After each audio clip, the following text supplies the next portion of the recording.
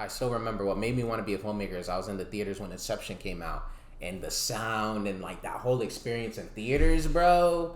I was like, I want to make movies like this, like it was like events. Like I want to make like experiences. Facts. Like it was just like it was something about that whole thing. I was like, man, even though it was confusing for me too, I was just like, bro, it was memorable. Like you walked out of there and everyone was like, that was an experience. I want to see it again and type of thing. So it's blooming. Hey, is this thing on?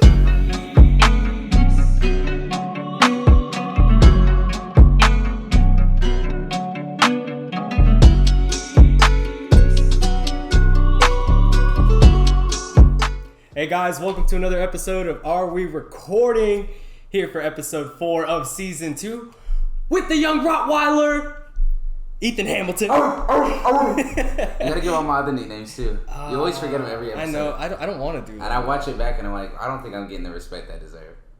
I only do one of my nicknames, so you only get one too. I'm 007 Gage Sutton, and today we are joined by a good friend of ours. Well, just recent friend, because he's been us today, man. We're good friends now. We good friends, yeah. We got Rich joining us today, movie director. What's good, everyone? Rich the third. We got Xavier behind the camera, and shout out to X for helping us set up this interview. And finally, he wants to do some work for us. Oh no! Starting off with beef. Yeah, I know, right out of the gate, man. But Rich, first off, thanks for joining, man. We really appreciate you being here. We've been trying to get you on for a minute too, so I appreciate y'all. And we know you're a busy guy, so again, we really appreciate it. But hey, we got to keep it a buck with our viewers and listeners. We had some issues with our video last week, and we had to call Rich to help us out. And Rich was a genius. He helped us get everything figured out, and it looked perfect, and we would not have been able to do it without you. So appreciate it, man. I appreciate it. Because that color issue that we were having, for those who are watching on we had the same issue on the blind dating video. Yeah. And I kid you not, bro, as soon as we uploaded that video, I was getting messages and messages after these girls. Why do I look orange? Why do I look like pale? And I'm like, I don't know how to tell them.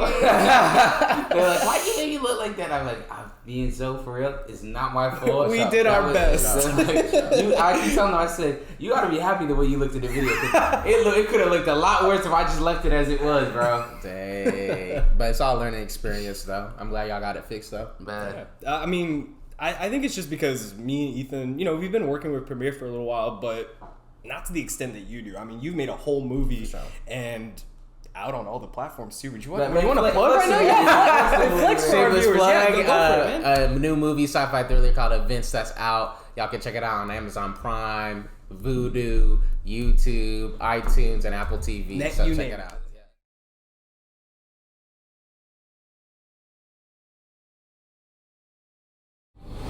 Hello world. I have a very important message for you. But how about another game? Shall I predict something? Tomorrow, a group of armed men will hit a gas station in Austin at 2 a.m. All of the guns are fake, but that won't stop everyone inside from dying. Everyone watching this, please go online and type in my April 21st prediction by the Prodigal Augur. Then look to this weekend's news. Cut it off. I'm trying. Cut it off. I'm trying. Cut it off. Oh, I didn't think of that. Shall I predict something? I've watched this countless times and I've got nothing. No leads, nothing. Try researching where the IP address is coming from. It's redirected me all over the planet. We have a mysterious man behind the scenes that's gonna keep on spreading chaos until we can figure out how to stop him. Stay tuned for my next prediction. The Prodigal Augur makes another prediction.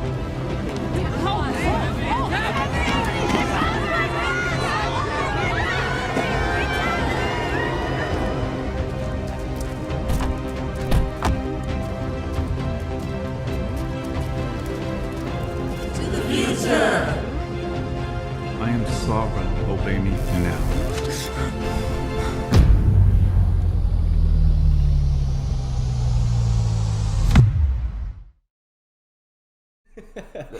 And Xavier worked on it too with the movie posters because he has them like in his room. Do you print them out? Yeah. Oh, not yet. We need to get those print out. I gotta show you some of the other ones though. Oh, you got others? I looked at some of them. I was like, no, not right now. Yeah, we'll do that later. Nah. We're gonna get those printed out. But yeah, Xavier on the posters, man. Those are gas. Like, he showed me a copy, and I'm like, bro, those are really, really cool. Like, Right? That's a cool thing to, like, just have. Like, oh, I made this. Like, that's gas. Thanks for a movie, for real. So I think this is kind of where we wanted to go with it. We know how much you and Xavier love movies. So let's just kind of talk about how you got into movie making and what kind of inspired you to start doing this? For sure, bro. So growing up, my mom, she always loved action movies, and it's funny how your parents influence you, like with the taste of art you like. It's crazy. And growing up, I always loved cartoons, so I always thought cartoons, all that stuff, that's the good stuff. Yeah. And I was always debating my mom, saying like, no, this is what you gotta watch. It's just like you gotta watch real people. And it was so funny because I was so little doing this, but she would always take me out and say like, let's check out this action movie left and right. And I remember when I saw the Bourne trilogy, I was like, oh, this is different. Like, it was action, but with a dope plot. And over time, I was watching movies over and over again. And then I still remember what made me want to be a filmmaker is I was in the theaters when Inception came out.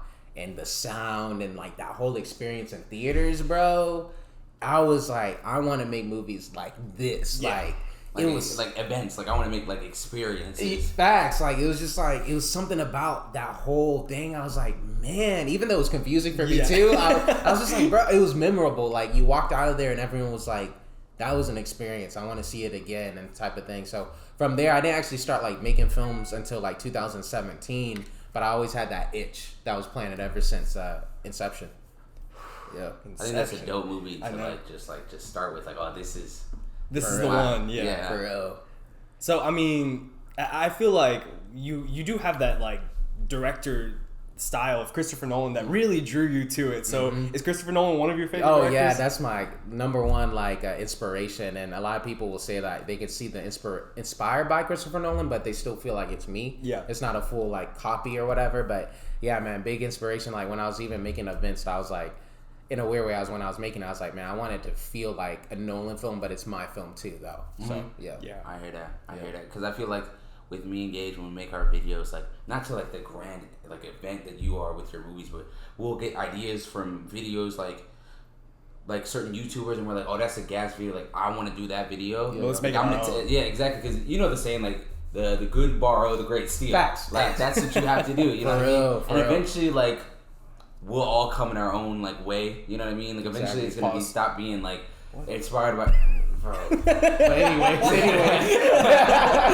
I was like, bro. Like eventually, people will start seeing your work like less inspired by Nolan, and it being your work and your work only. And I think that's what I think all of us kind of strive for, whether it's like videos or like music or like art. Well, I was gonna say with music too. I mean, you hear a lot of people say like, "Oh, he really wears his influences on his sleeve," and I don't think that's necessarily a bad thing if you're able to, mix all of these different acts. Because like, you like the Christopher Nolan movies, but I'm sure you take different aspects of different other directors and other movies that you've seen and try to make it your own like mix of all of these things and adding your own pizzazz to it. So exactly. I mean, do you have other top directors that you? Yeah, Ryan Coogler. Shout out to my guy Ryan Coogler, man. Impactful and just so smart with what he does. And then Jordan Peele as well. Peele. Yeah. So those are my top three. I got others like Fincher and a few. Don't believe it or not, I like me Zack Snyder, bro. Zack Snyder guy. Believe it or not, like so the thing with Zack Snyder, there are a lot of movies with his stories where I'm kind of like, but it's just the way he shoots them. Like he makes. Have y'all seen Snyder Cut? Yeah. So like I remember like he makes things epic. The smallest thing so epic. I remember when Doomsday was like turned around, and when he was like turning around to the boom tube. If you listen to the soundtrack, they made that turnaround sound like it was the most epic like mic drop moment ever. Like their music was bumping, and he just turned around. I was like, golly, like what's happening? He's just turning around. Like the biggest thing, I'm so glad that you're so invested into like the soundtrack because for me like.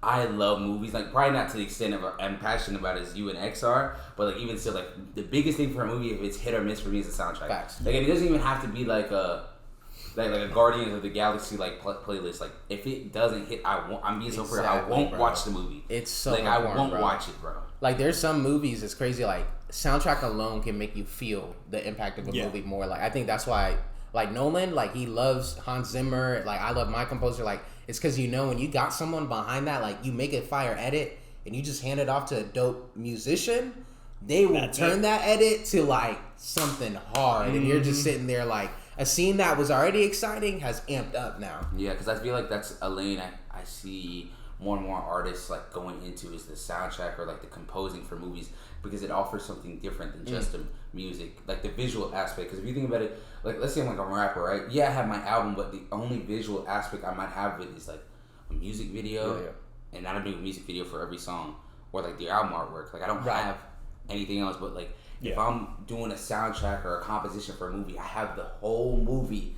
To go off on. Yes. To go off on, man. Yeah. And you really have to think about like kind of the tone of the movie too, and like the tone of the scene that it's in.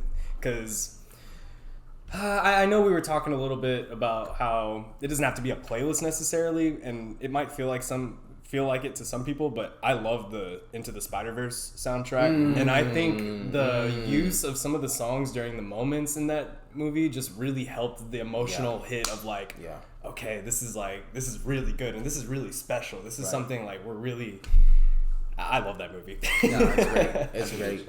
It's great. No, it's true. Using soundtracks, it's the tone of the movie itself, and what it means. Like it's everything. Like I tell myself too, like whenever they do a live action Static Shock, like I want to see some influences. My roommate has been talking about that all the time. He loves Static Shock. Yeah, he's big fan. Like I want some music. I want some Future. Like I want some Migos in Static Shock, man.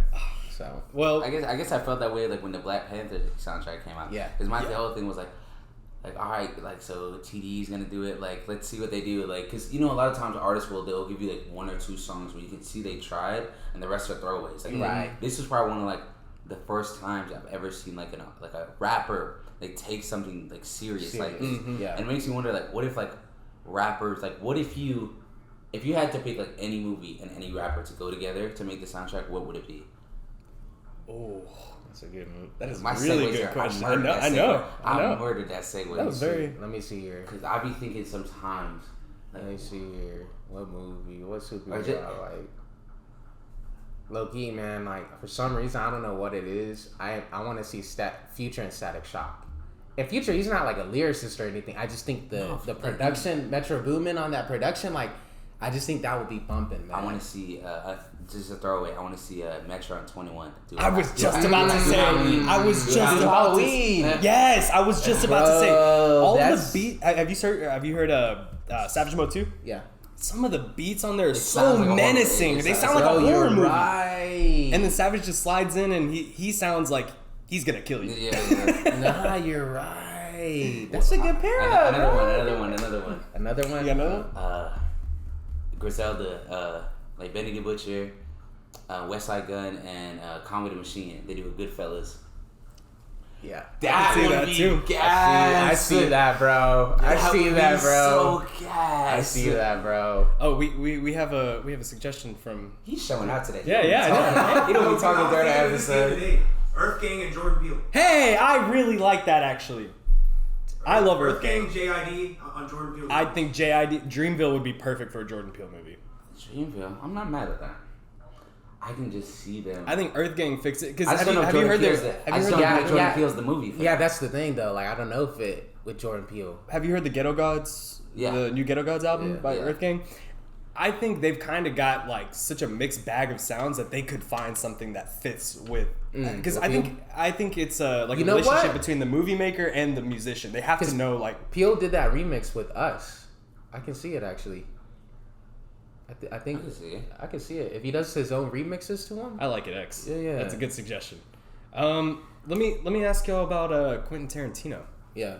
Is there a Quentin Tarantino? A Quentin Tarantino movie. I don't know. I'm trying to think. And you only gotta be a rapper. A musician. He kind of like those old school songs in it. So, like sometimes he'll play like old school soundtracks in some of his movies. Yeah. Like the originals. I'm trying to think. This is really testing our music knowledge. Shit. I know. I'm trying to think. This is tough. I mean, I don't want it to be all. It depends like what type of Tarantino movie. I don't know. I mean, do you have a favorite Quentin Tarantino? I have a favorite Tarantino. I think everybody has like. What's your top 3 Tarantino movie? Kill Bill. Kill Bill. I love Kill Bill. I have the Kill Bill soundtrack on vinyl.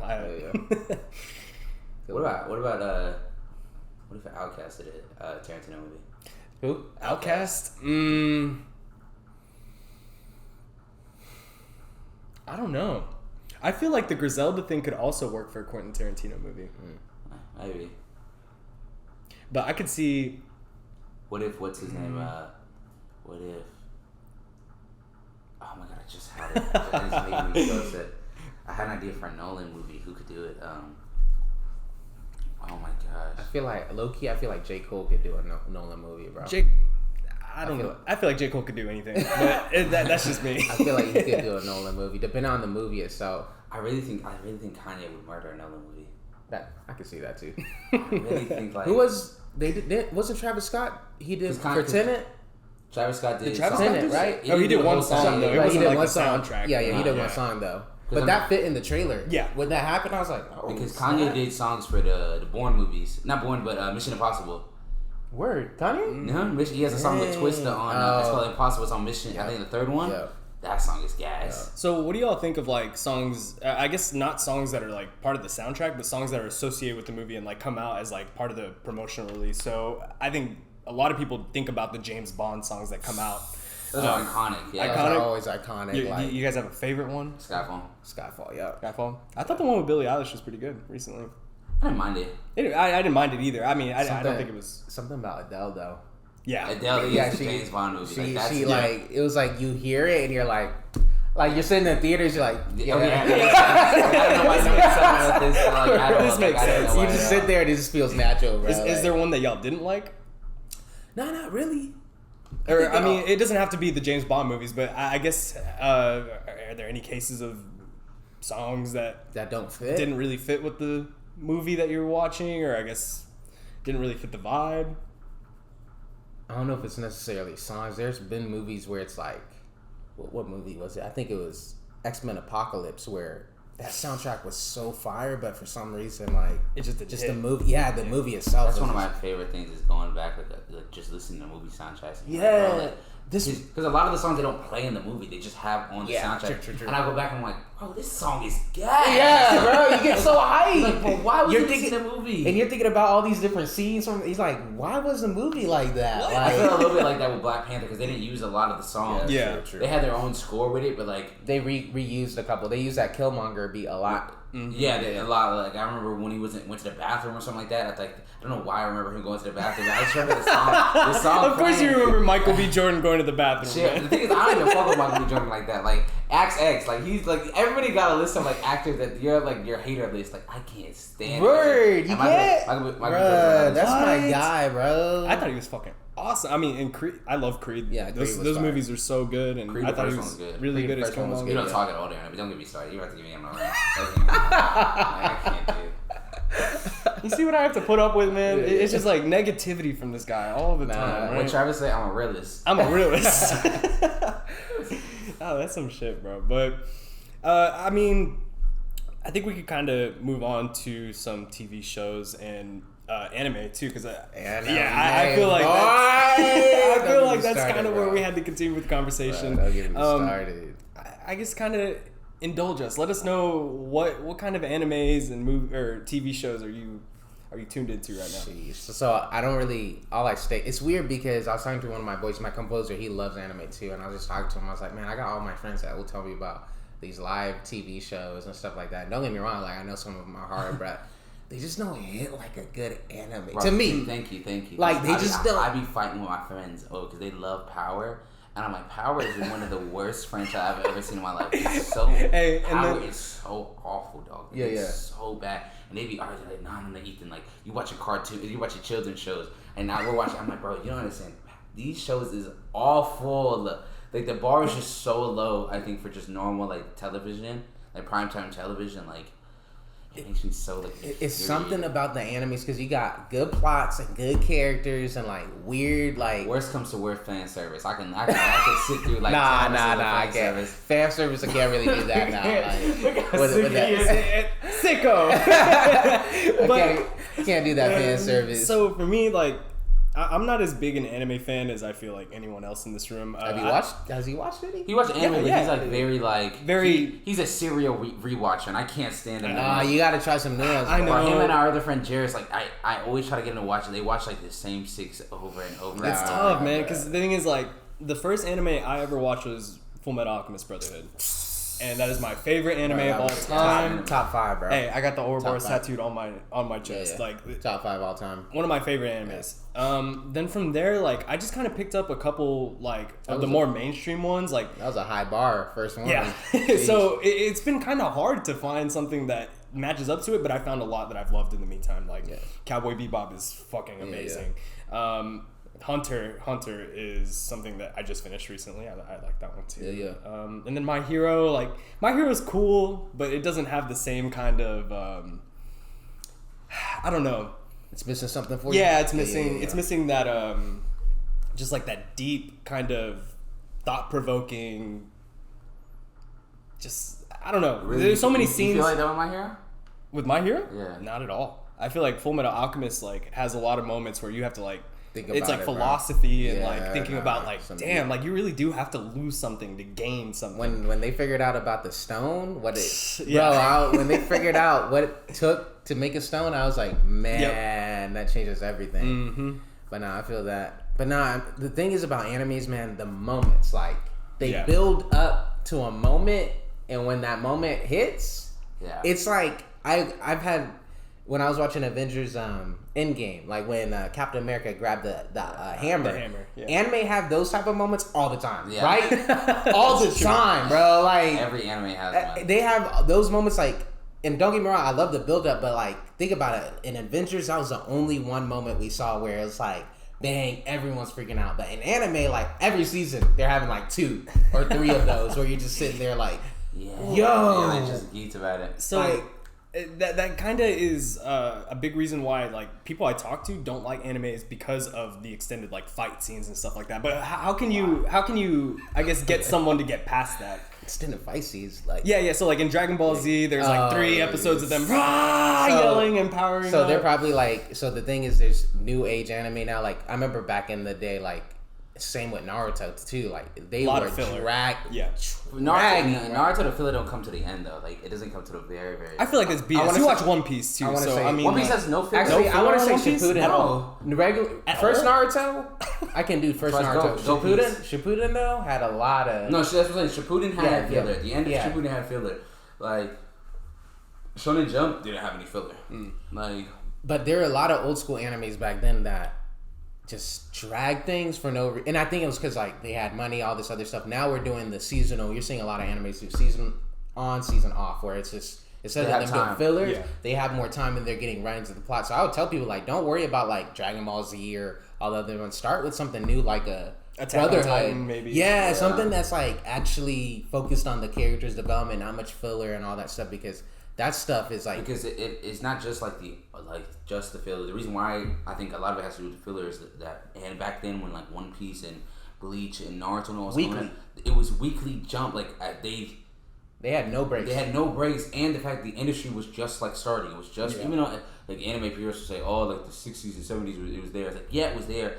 But it wasn't like how it was like 90s. It didn't have the cultural impact in the United States that it has today. Like in the 90s when it really happened. And then when it happened, they were unprepared. And they're like, we just got to like flesh as much stuff out as possible. Weekly episodes. And then they got caught in a bind whenever they did catch up to the manga. And they were like, well, our audience expects us to do this every single week. And we kind of can't. And we don't know what will happen if we change from that. So let's just do these filler stories that, they're not going to be directly related to the concept and the plot of the story. But... It'll buy us time. Yeah, it'll buy us time. Okay. Exactly. That makes sense. And it's just like there's a lot of shows now they're not doing that where you're getting episodes like I remember when it first hit me when I was watching new animes I was like, yo, like we're getting to the point a lot quicker compared to back then where it's like you're getting to a point and then all of a sudden you like take a break for like 4 or 5 months and then for a lot of conversation between them and then you're right back to the point and you're like what happened is the manga like you said. And it's so funny to see how like the perception of anime has changed. It used to be like, oh, you watch anime? You're such a fucking loser. And then now it's like, you don't watch anime? You're a fucking loser. Gage said it was Brotherhood. My first anime. anime, like the first couple. That, the first couple. Dragon Ball Z. Love Dragon Ball. Big O. Y'all know Big O? No, I've never heard that one. What? Big O? That's old school. And Yu Hakusho? Yeah. I haven't seen that one. Amazing. I love Yu Yu Hakusho. Yu Yu Hakusho is the basis for Hunter x Hunter. Yeah, it's the same art. Like if you do like the parallels between them, it's weird. Like they use the same like art, not art, but like the you know what I mean, like the color, like relations to the different characters. It's the same thing. Like it's all based off Yu Yu Hakusho. There's another one. Dude with a sword. Inuyasha. Inuyasha. No. I used to watch Inuyasha on Adult Swim. Like that came out late at night, like on Toonami. Yeah. Oh, that's where I watched Fullmetal Alchemist Brotherhood. I remember just like you're waiting Saturday night. You're waiting because you're just like, all right, cartoons are coming. And then once old dude ship fly in, he's like, we're switching the game. I was like, let's go. What y'all think about Samurai Jack though? Samurai Jack was amazing. They ruined it towards the end. Yeah, I had a hard time enjoying it because Homeboy was so quiet. Like he was just. When I was younger, I hated it. I was like, he looked cool. I need him to talk. And then I went back whenever they came back with the Samurai Jack remake with the Is it good? The Adult Swim. Yeah. It's pretty good. They kind of faded out at the end. Like the end is kind of like they do kind of the same thing. Like, it's meh, but they wrap it up better than they did. Because you remember the anime, or at the beginning they didn't wrap it up. Like the first series, they never wrapped it up, and then they had the video game that went with it, and then they had the Adult Swim show for it. Nah, Toonami was the good old days. Cooley was on Toonami too. Do you remember that show? Fooly Cooley? Yeah, that's what I was thinking of. Fooly Cooley. That was like 6 episodes, right? Fooly Cooley's like it's like 12 episodes. It's you seen Neon Genesis Evangelion? Yeah. It's the mangaka's second version. It's like a shortened version. I love that way more than Neon Genesis. I see. It was pretty cool. I remember watching. It's weird. Like you watch it and you're like, I don't know what's happening. Like y'all remember Gundam? Yeah. There's so many different versions though. They got like 50 million different versions though. And they're all gas. They're all gas. Yeah, all gas. For me, it was the first one. I remember watching Dragon Ball is not what got me in it, but Dragon Ball was the first one I watched. Like I watched all the way up until Trunks comes in Androids or Cell? Androids. I mean, it's the same. Yeah. Android Cell Saga are the same. I finished it. I agree. I was like, oh, this is cool. And then I never went past it. The thing is, you can skip the Buu Saga because the Buu Saga was terrible in my opinion. I don't like the Buu Saga. Dragon Ball Z. Not Kai. Dragon Ball GT was fucking terrible. Yeah. I didn't start watching Dragon Ball again until Super. And Super is just it's cool. It's more of a homage. I feel like it's a love letter to Z, bro. Yeah. Low key. But nah, the Cell arc, bro, greatest arc. I still remember Trunks' entrance. Bro, they just fought Frieza, and it took him a whole year of our lives to beat Frieza. He comes in 2 episodes. And Knocks him up. Bro, I still remember because I never watched Dragon Ball when it was going on. I always watched it on Natsuyanami. I watched it on Nicktoons. Oh yeah, Summertime. I know the exact time. It came on right after Avatar. Nicktoons. It was a 2-hour stretch where they do reruns of Avatar. They do 2 episodes and then 2 episodes of Dragon Ball Z. Yeah. Was it Dragon Ball Z or Dragon Ball Z Kai? At the time. Z. At the time, it was Dragon Ball Z. Oh, what was actually going on at the same time? Yeah, because Kai came after, right? Yeah, Kai is basically just like the shortened. They got rid of all the filler and they like renewed all of. I think you're right. I think it might have been Kai. I think it might have been Kai. Yeah, but I just remember like Frieza. I literally spent like 2 months of the whole summer waiting for them fighting Frieza, and then what's his name bodied him in a day. Like, oh my god, that's fucking Trunks for you.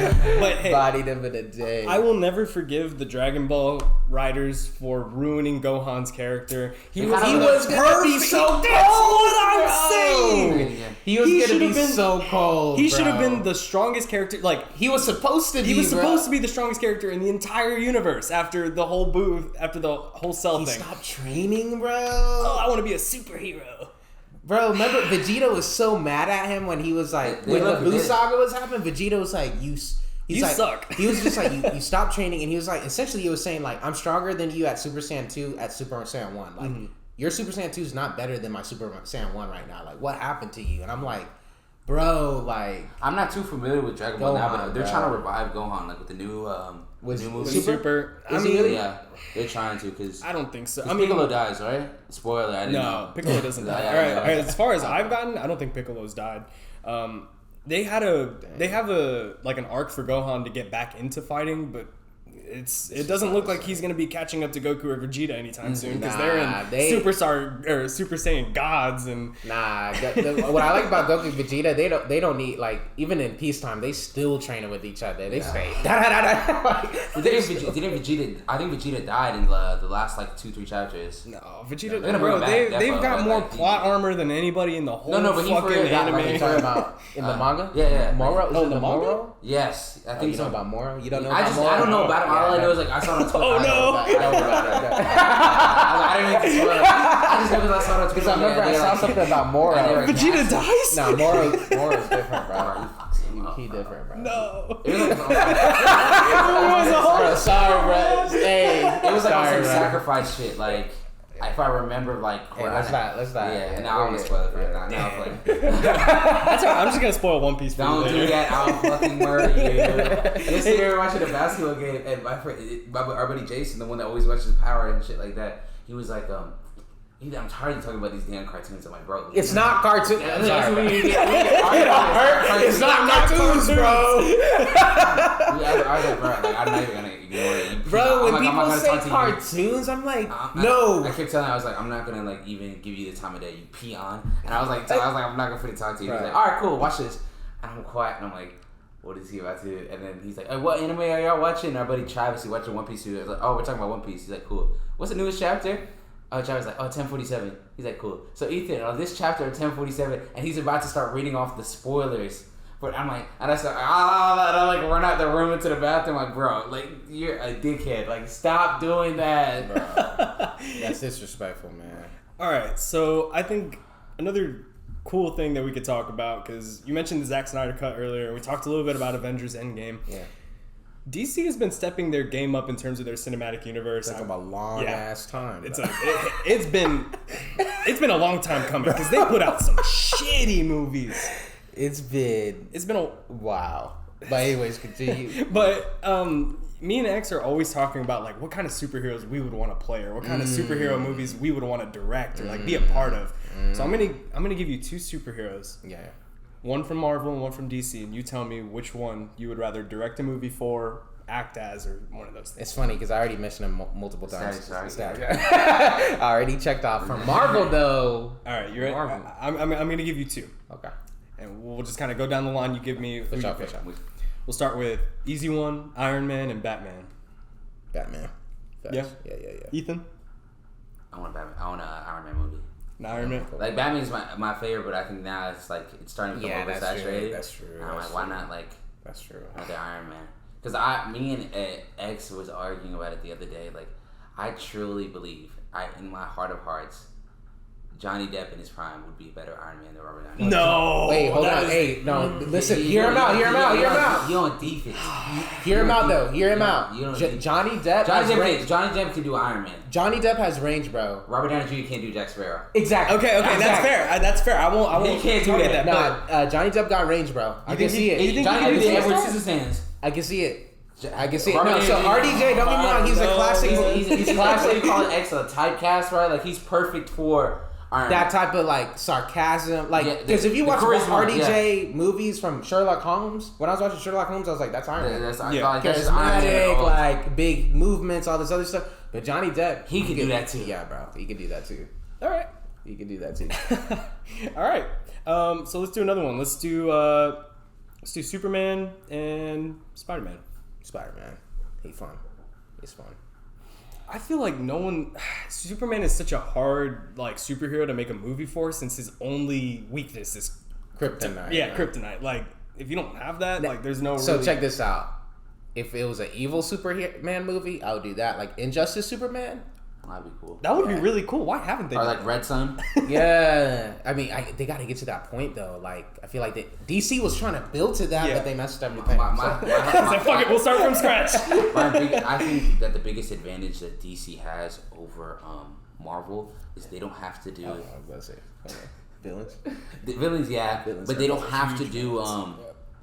DC movies don't have to stick to a Marvel universe. They can just do comic book storylines, like just rent. There's editions, and then once they're done with the editions, they move on and they go do a different story. Right now, yeah. You know what I mean? Like they could do the whole Batman Death in the Family with Robin, Nightwing, Red Hood, all of that, and then just leave that one day, and then just go straight to a new thing. A new thing, and it doesn't have to be a universe. Yeah, that's what they've realized right now. Let's not do a universe. Let's just do our own thing. They can focus more on character development and stuff like that than Marvel ever has.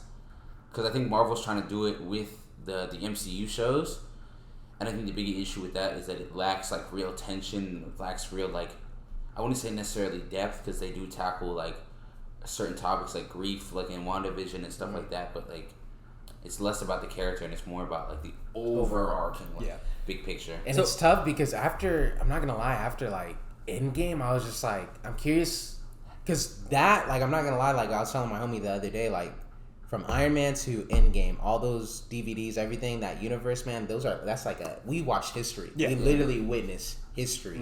How do you move on from that, like, and keep that, because like how many times can you like try to end the war, like that snap? You can't do that snap again. Like, are you gonna do the snap again and then rewind time? Like, I remember Infinity War when he did that, and the whole theater was quiet, and it just got dead quiet, and everything. Mr. Stark, I don't feel so good. Tears, bro. Streaming down my fucking face, bro. And then Endgame, I'm on your left. I'm on your left, and then when he got the hammer, like, how do you don't match that? How do you do that with the classic of the characters they built for so long, bro? Like my whole thing is, that's why I'm so curious of how they're gonna do it, like, from now on, because I think they really should focus, like, the next couple of years, like, showing their own characters. The characters. Yeah, like, no worries about. You can't ignore, like, Robert Downey Jr., Chris Evans, Chris Hemsworth. Like, they're not there no more. Like, the OGs. Jeremy Renner, they're not there no more. Like, their time was done. Like, how do you build up? Like, they did a good job with Tom Holland, but, like, how do you do the other ones? That's the thing, is they just got to keep building stars. And so far, like, I feel like they've missed the mark on it a couple times. And it might not necessarily be their fault, but, like, Eternals, I didn't think it was a terrible movie. It just wasn't. It didn't have that same magic that a lot of the later MCU movies had, and you just didn't really feel a reason to, get connected to those characters the same way you did for the Guardians of the Galaxy. Exactly. Like, and the Guardians, after this Guardians of the Galaxy, like, that's done. Like, I don't think Batista's gonna do any more movies as Drax after this. Like, the OGs are leaving out, man. The OGs, and it's like, how do you keep that going? And what are you gonna do? Who's the new big bad that's gonna? Is it? They haven't told us yet. I have theories on who it's gonna be. What's his name? What's the big dude with the big head? I know his name. Galactus. Yeah, I don't think it'll be Galactus. You don't think it's so? gonna be what's his name? What's the name of the guy that has it? No, King. I think it's the smaller one. I think the big one's gonna be Doctor Doom's the guy I want the most. I think they're bringing back the Fantastic Four. So that's the thing, is that's where Marvel could be going with it, because they just bought the licenses and then to X-Men, Fantastic Four. That's what I think they're going towards. Deadpool. The X-Men. They're going towards the X-Men, but I think it's gonna be, what's his name, from Nolan, Venom. I think Nolan is, because in the new what's his name? Nolan. He's the guy, the original Venom symbiote. Oh, okay. And the way I see them doing it is like connecting it to Thor, because Thor, the main villain, is Gore the God Butcher, and his main weapon is the what's it called? It's like the Midnight Sword or Nightmare Sword or something. The Nightmare Sword, and it's crafted because it was, like in Eternals, those big the Eternals, right? It's a weapon used to kill them. Okay. And basically in the comic books, for all you comic nerds that are watching, I'm absolutely butchering this. Like, I'm absolutely butchering this. But like the main comic series for that is that, like, one day, like, in New York, obviously, like, Noel sends all the symbiotes down to Earth to find the original one, the Venom one, and he, little by little, he attaches symbiotes to our heroes. So, like, Thor becomes evil, Hulk becomes evil, all like that, and it's kind of similar to how they're gonna do what's it called? Secret Invasion. It's like what Secret Invasion is gonna be, and he's doing it all like that with Venom. I feel like that could be.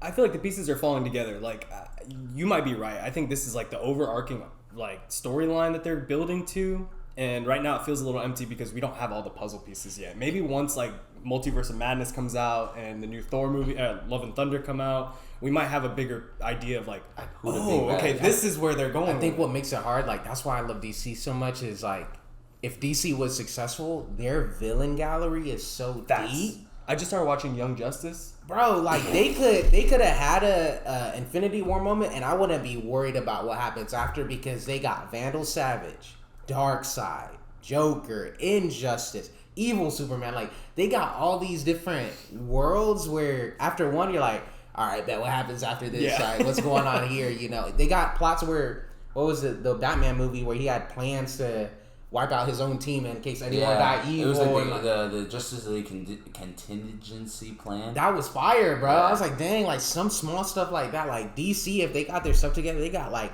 their villains. I think with Marvel right now, they use a lot of their good villains early on. It's just like, what other villains do they know that?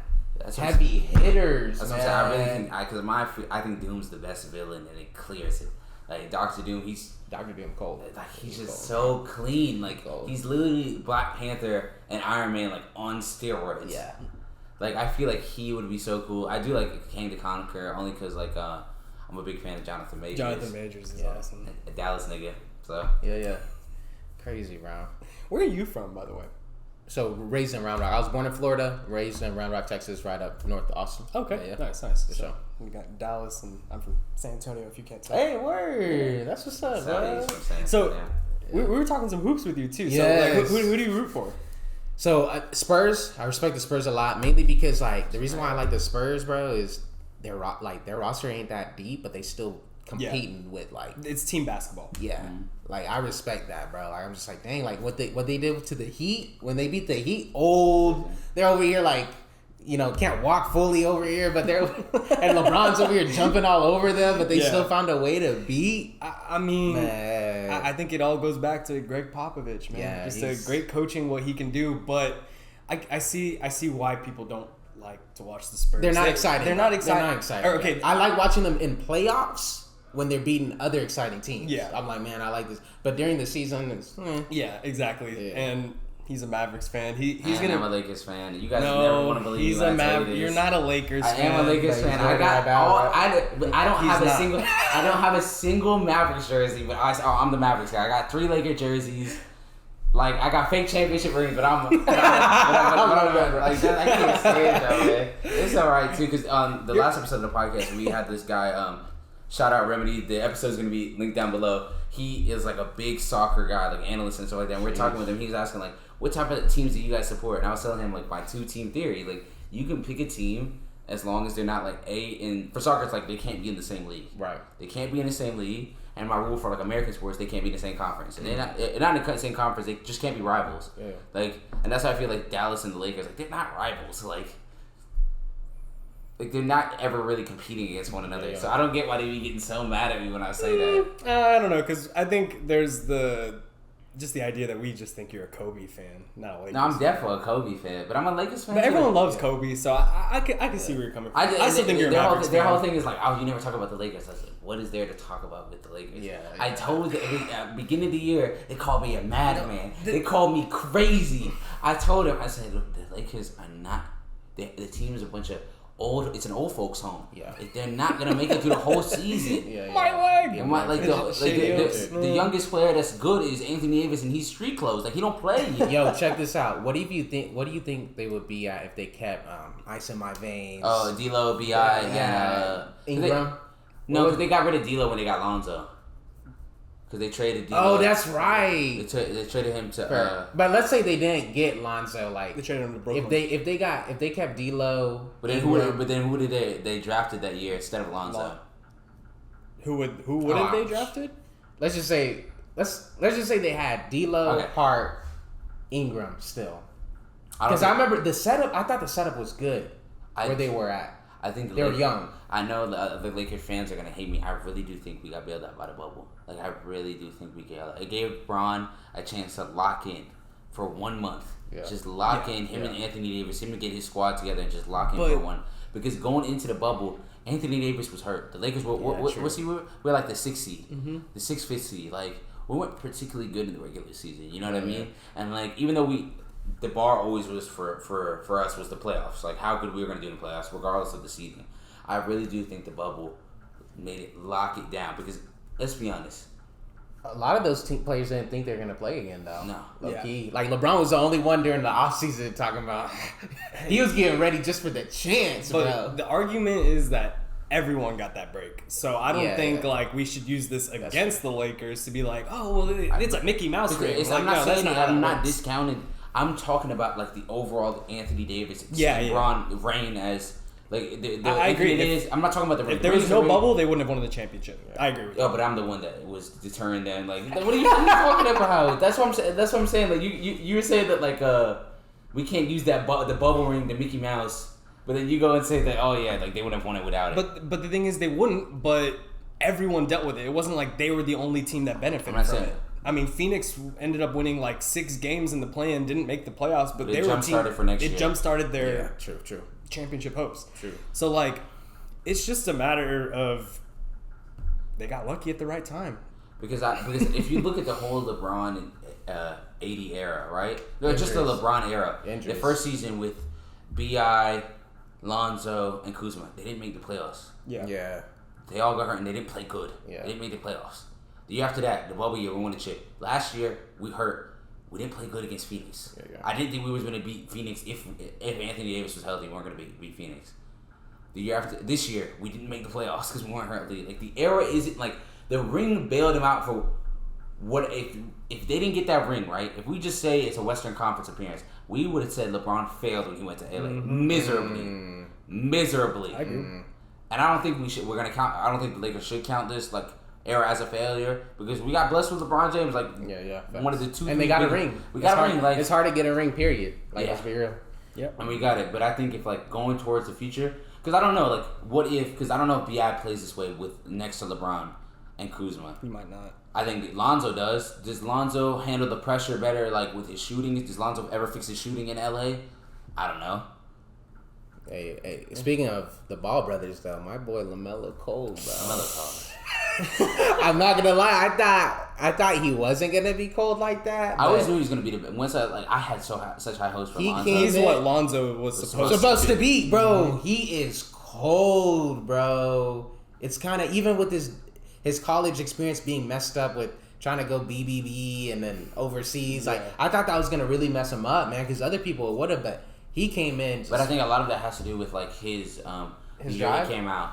The drive, yes, but like the era in which he came out, like his draft class, there was no big names. Like Anthony Edwards, people didn't know about Anthony Edwards until like 2 weeks before the draft. Yeah. Like James Wiseman, like he wasn't a big guy. It's not like he got stuck in the what's it called, the R.J. Barrett and Zion the year before. You know what I mean? Yeah. If that case. Does LaMelo go ahead of RJ? I know our other friends, they hate RJ Barrett. Does he go ahead of RJ Barrett, John Morant, and Zion at the time? No. Maybe RJ, but besides that, why are you? That's my thing. Is like because it was LaMelo Ball, and he still is. RJ Barrett was the number one player. He was ahead of Ja. He was the number one player coming out of high school. He played at Duke. He was the best player. Zion was probably better, but he was the second best player in the country. Like yeah. For sure. I mean, I'm not taking away anything from RJ Barrett, but I'm saying like LaMelo Ball had that because of everything his dad was doing too. I mean, but shout out to him superstars before like actually balling out. Like you could tell even some of the reporters, like Stephen A. Smith, was having a hard time when LaMelo was balling, bro. Stephen A.'s over here like, yeah, LaMelo had a good game. Yeah. I don't know what else to say. Yeah, and he's cold too. He's cold, bro. He reminds me of a young Kobe, low key. What'd you say? I don't know. The way that's bold. The way he shoots, the way he kind of commands the game. Shit, the way you know who I kind of see it from. Oh no, actually, I probably shouldn't say this. Yeah, I'm gonna get crucified in the comments. I was gonna say Devin Booker. Devin Booker doesn't do it two ways for me. He doesn't do it two ways, but I'm saying offensively, that fadeaway he hit yesterday was Kobe-esque. I feel like that would. I don't know why. I feel like that would Anthony Edwards for me. You think so? I see it. I see it with Anthony Edwards. Like for me, it's just the athleticism with him. Like he can jump out the gym. Yeah. And with Kobe, when Kobe was younger, that's all he could ever do was just jump out the gym. Yeah, for real, bro. Until he got his game more refined. Yeah, after I'm not mad at the Devin Booker take. After AI crossed him up, I still remember the interview. He said after that match with AI, he said I'm working on defense. Because AI was bro. AI was crossing everybody up, bro. Yeah. That's what I love. Like if you think about just the way like the influences that basketball has is really similar to I think like hip hop. Facts. Like the era, Facts. like you associate Allen Iverson with like Jay-Z, street ball. Jadakiss. He like, brought street ball like into the NBA. That era of like just black culture, you associate with Allen Iverson, Jay-Z, and then Jadakiss and all them. Like Allen Iverson was actually one of the first basketball players to start rapping, but they didn't let him like put it out because it was too vulgar and shit. They just said they didn't want him to do that. Yeah. But he was one of the first like basketball rappers ever. Nah, he brought Kobe got a rap tape too. It's horrendous. Hey, Tony Parker has one in French. Oh yeah. It's horrendous. Yeah, so I guess to stay with Allen Iverson, we're just talking about it. Kyrie Irving is he's phenomenal, and especially when what he's doing during Ramadan too, on an empty stomach. Ramadan Kyrie be different, dog. He is a menace. I have a hard time believing AI. He's better than AI with handles, bro. Like it's really close. I feel like it might. Bro, be I think really close. Kyrie. I think Kyrie's So click. the reason why, because I remember growing up seeing AI like every game. He was doing everyone. Do y'all remember when he stepped over that dude? Kyrie crossed him up, shot it, made it, and stepped over that guy. That's like timing, man. the way he crossed people up, like it was impactful, bro. It was like an anime character, straight up da da da da da. Like that's how I feel with Kyrie. For me, Kyrie's smooth. I think it's nostalgia with you and AI. I think it might be. Is that what it is? I don't think so. With Kyrie, like I've seen him cross people up, but to me, it doesn't feel as dirty as like what he did with Steph was he crossed him up like over and over again, but it just didn't feel as dirty because I didn't see people dropping to the ground over and over again. Well, I think nowadays you see less people like it's hard, not as hard because people don't play like that tight of a defense now. You know what I mean? They don't do hand checking. They're not up on them you, like that. So you won't see as much people fall as back then. But I think a lot of it you have, and this to your credit with the what's it called, the argument is that with Iverson he has speed. It's the finishing too, because I do think Kyrie's a way better finisher than Allen. But I think the difference is I don't finisher. Kyrie's the best finisher. Actually, I don't know. Finisher. Actually, I don't think so. Finisher. Kyrie's a finisher. Hold on, but. This is All-Star game though, right? Yeah, but in an All-Star game, hold on. They ain't playing defense, bro. Let's be real. No, the scores are like 150. But you didn't see what he did to him here? Brother, he was a child, bro. Come on. Let's be real. Come on. Bro, he slipped on the banana peel that was on the ground right there, bro. That's the thing. But it goes. Finisher. Yeah. He can do both hands. He can do he can hold in the air longer. He's see it. Tough. I see he can go high glass, go to the side, go up and under. Iverson can do that. But here's a credit with Iverson, right? Iverson didn't have to deal with 3 second. Like they could pack the paint with Iverson. That's a good point. They could pack the paint with 2-3 guys with Iverson. They couldn't. They can't. They don't pack the paint with Kyrie now. Like, maybe he'll get 2 guys.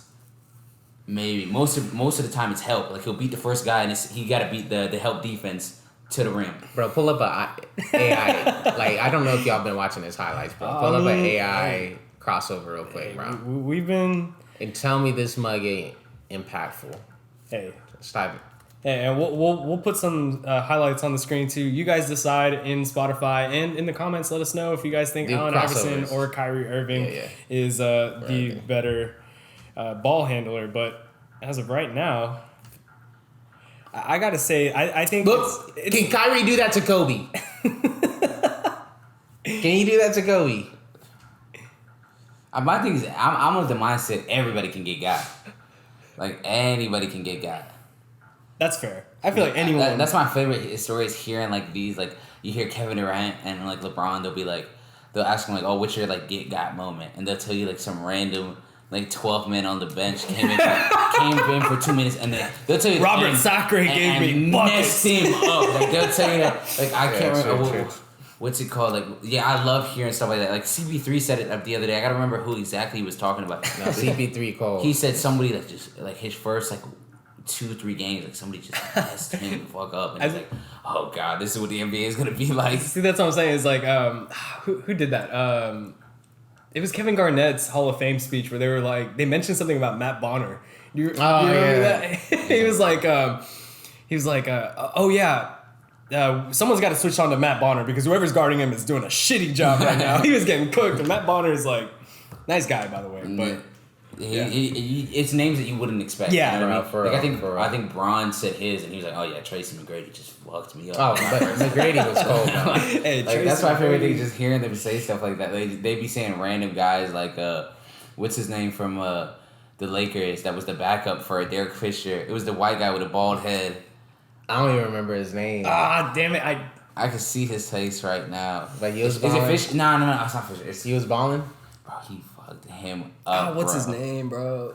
Like that's the funny story I like to hear. You know what I mean? And I feel like that with the NBA, like anyone can get Steph, got. like Steph got like Brandon Jennings has fucked up Steph. Like, but I mean, Tyrese messed up Steph over and over again. Yeah. Like that game, that was literally they're just like give Kyrie the ball and Steph can't guard him. Yeah, no, but if you look at that, but then look at other guys. Look at Kawhi and Paul George. Like Luka Doncic, like gave them the work for 2 years. Brother. I thought we were going to go the whole episode without mentioning White Jesus. White Jesus, man. You should have seen the what commotion. Jesus do after he died, he came back 3 days later. I heard that's what's going to happen with Luka. After his injury, he come back 3 games later. Don't let him come back game 4. Dang, bro. You should have heard the commotion that was going on here yesterday. We were like, oh, Luka's not a top 5 player. He went insane. I was like, why is it so hard? Like he could very well be top 5. Yeah. If you're going off like straight, you like, were. If I said he was 6, angry. I said he was 6.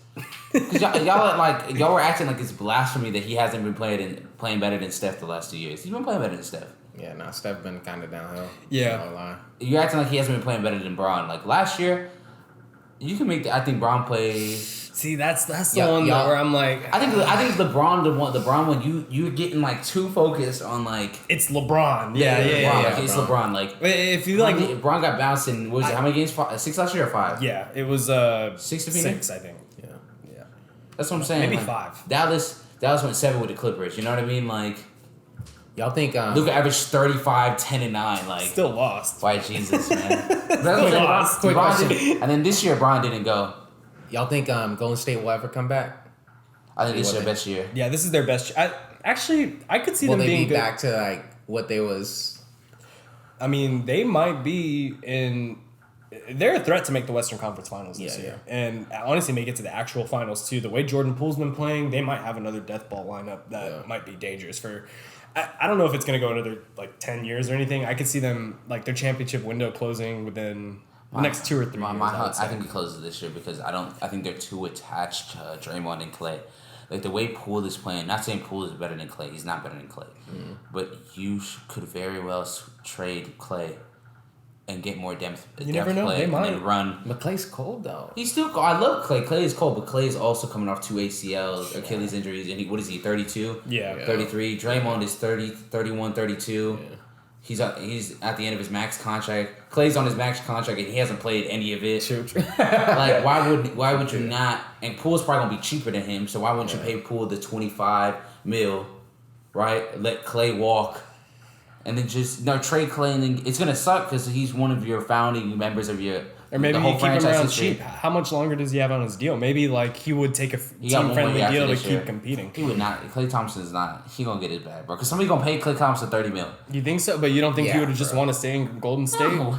I mean, you look at all the injuries and Brad, bro. Brad will always talk. Players will always say. Draymond the same thing. Draymond's getting paid a max. Like this is his contract year. If they don't pay Golden State, don't pay him a max. He's out. Let's say Phoenix. He's not gonna get a max anywhere though. Yeah, he's not. But come on, somebody gonna pay him a max. What? Somebody will pay Draymond 27 to 20 million. I don't know about all that. Nah. The team will play Draymond 28 million. We should table this discussion for another time because I feel like this is because we are arguing like this time last year in the final if the Suns should pay Chris Paul the max contract. And now Chris Paul's getting paid $40-something million. Yeah, but that's Chris Paul. Yeah. But why is it? What's the difference between Chris Paul and Draymond? Chris Paul. Are we asking what the difference between Chris Paul and Draymond Green is? They have the same impact on winning. Chris Paul, bro, like Draymond's proven. Oh. He got 3 on him. He would have a 4-2 if Steph played a good Game 7. He would have a final, and he'd have a Finals MVP to it. Because if Golden State wins that Game 7, Draymond gets Finals MVP. I don't know, man. Saying some deep stuff now, bro. Because I think Phoenix should have let Chris Paul walk. Chris Paul's gonna be 30. He played, what is it, 60 games this year? Yeah, I'm not sure, man. There are a lot of arguments to be made for not keeping Chris Paul because, you know, he's older but he's a beast. But it's Chris Paul. Chris Paul, bro. And I mean, he's a true point guard. He's one of the last true point guards in the league right now. And the thing is, like, one of the last. one. What you mean? You don't need a true you point do guard? need. Yeah, you do. Devin Booker needs a true point guard. You need a true point guard. Before Chris Paul got there, the Suns weren't good. They needed a true point guard to play with Devin Booker. They didn't have Monty Williams. Monty Williams is one of the 4 best coaches in the league. No, it doesn't matter. So the thing is, with Devin Booker, he needs a good. What's the record without Chris Paul? Bro, look at everything before Chris Paul got there. They didn't have a single. Before Chris Paul, it's Mikal Bridges is in there. DeAndre Ayton is in there. Jay Crowder is in there. All these guys aren't there.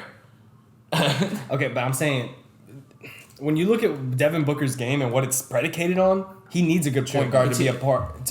And when you have Ricky Rubio running point guard, he's still good enough. They'd still be a top 3 seed. No, they wouldn't. Not without Chris Paul. Not without Chris Paul. Yes, they would.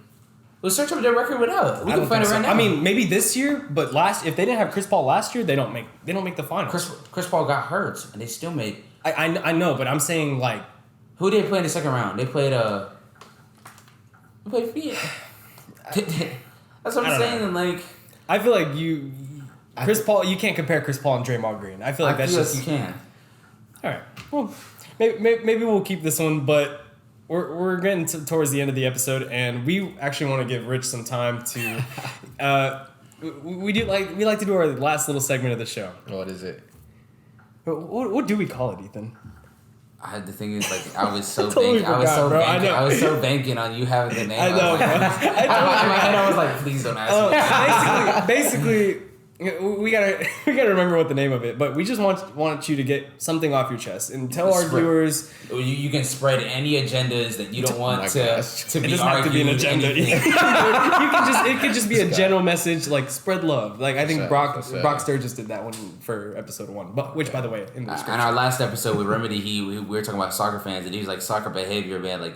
Soccer, like sports, isn't life. Like it's not life. It just cause, don't take it so seriously. Just because you watch it every day and you're invested in these players, like remember these players don't know you. Facts. They don't care. Facts. They don't care who you are. Like your one Twitter account is not gonna like unless you're mess with them at all. You I know can't what I say mean? never mind. It has no impact on your life. So like. Yeah, you might take like their team's loss hard or something like that, or play like loss, but like at the end of the day, when the game ends, that's what I think it should end. And I was like, that is a fair enough take because I feel like a lot of us need to hear that sometimes. We get too invested in the narratives and the storylines of these seasons that we're like, bro, at the end of the day, like whether LeBron makes this shot or not, it does not impact my life whatsoever. So, Rich? Yeah, the one thing I want to say is support up and coming artists, like support these homies right here that are doing the podcast. I think a lot of the times we see so many people focus on the people that are big or the people that have the most clout and stuff, and they forget that there are people right around them that are trying to do big things or are doing big things, but they're not having that same level of support. So support your homies, whether they start low. Just know that if they get to a spot 10 years from now where they're killing it, you want to be that person that says I was in their corner when no one else was, versus the person later on saying, oh, I knew them, I wish I was in their corner. So you can be in our corner right now. It's just that well simple. said. I mess with well said. Well because, said. It don't even gotta be like the you wish you were here in 10 years. 10 years. In 10 years, like you could be a finance guy, but at least you know that whenever you wanted to make movies, you had 3 or 4 that was down to help you whenever. Facts. And sometimes that's more important than me being big and remembering those guys. You know what I mean? Exactly. And which, by the way, we're gonna leave all of Rich's Instagram, social media, all link of to his movie, social media, everything. Yeah, link to the movie in there too. Man. Everything. And hopefully his next movie, we're gonna get a starring role in it. Like that, bro. Don't put me in the movie, bro. I'm gonna act up, bro. He'll be like, I'll give him an extra role, and they're like, hey, yo, Rich, that extra over there, he moving around. He get in the shot. I say action, he's like, he get in the shot every single time. Yeah, man, it's like, cut, Ethan, can you just stay still? The line was, where are you headed? I'm definitely gonna take advantage of that. You'll see him photobomb at the end, like we're shooting, you just see his face at the corner, just Just in the back, like, bro, I'm gonna act. Well, that was it for another episode of Our Recording. Again, thank you to Rich for joining us for today. It's been the young Rottweiler Ethan Hamilton and 007 Gage Sutton. Thank y'all for watching, and we will see y'all next week. Peace.